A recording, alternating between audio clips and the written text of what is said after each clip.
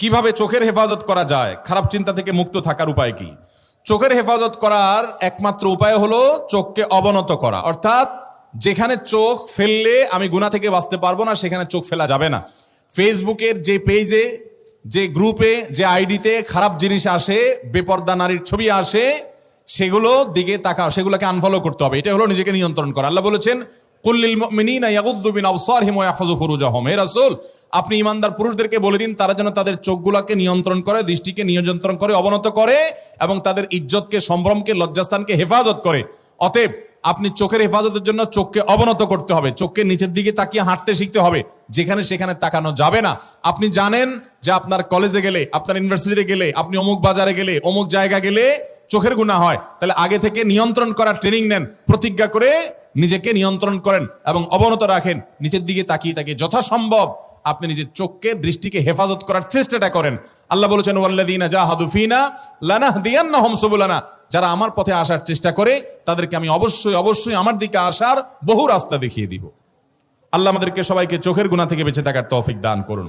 এটা এখন মহামারীর মতো হয়ে গেছে ভাই, এটা থেকে আমরা বেশিরভাগ লোকই বাঁচতে পারছি না, ভয়ঙ্কর একটা পর্যায়ে চলে গেছে। নবী করিম সাল্লাল্লাহু আলাইহি ওয়াসাল্লাম বলেছেন, আমি চলে যাচ্ছি তোমাদের জন্য মেয়েদের চাইতে বড় ফিতনার বিষয়, অর্থাৎ নারীদের দিকে তাকিয়ে চোখের জেনা করে, মনের জেনা করে, নানাভাবে জেনা করে তোমরা ধ্বংস হবে। এই পথটা তোমাদের জন্য সবচেয়ে পিছিল এবং ভয়ঙ্কর, এবং এই বিপদে, এই ফিতনায়, এই গুনাহে বেশিরভাগ পুরুষরা পতিত হয়ে যাচ্ছে। এটা থেকে বাঁচার জন্য দরকার হলো মানসিক প্রতিজ্ঞা, আল্লাহর কাছে দোয়া এবং হারামের জায়গা থেকে দূরে থাকা। আল্লাহ বলেছেন ওয়ালা তাকরাবুজ জিনা, জিনার কাছেও যেও না, কারণ কাছে গেলে আল্লাহ জানেন বান্দা বাঁচতে পারবে না, পতিত হয়ে যাবে। এই জন্য আগে থেকে দূরে থাকতে হবে। যেখানে গেলে কোন একটা মেয়ের আইডি পাইছেন, ওখানে আপনি লাইক দিবেন না, কারণ লাইক দিলে সে লাইক থেকে ইনবক্সে চলে যাবেন, ইনবক্স থেকে আস্তে আস্তে প্রথম হাই হ্যালো করে এরপর আস্তে আস্তে তলে নামবেন। আপনার জীবন ধ্বংস হবে, কেরিয়ার ধ্বংস হবে, বাপমার অবাধ্য হবেন, আল্লাহর থেকে দূরে সরে যাবেন, অসামাজিক হবেন, এরপর আপনি টেরও পাবেন না আপনি কোথায় চলে গেছেন। এই জন্য বলেছেন আল্লাহ তাআলা আগে থেকে সাবধান হও। আল্লাহ তাআলা আমাদেরকে সাবধান থাকার তৌফিক দান করুন।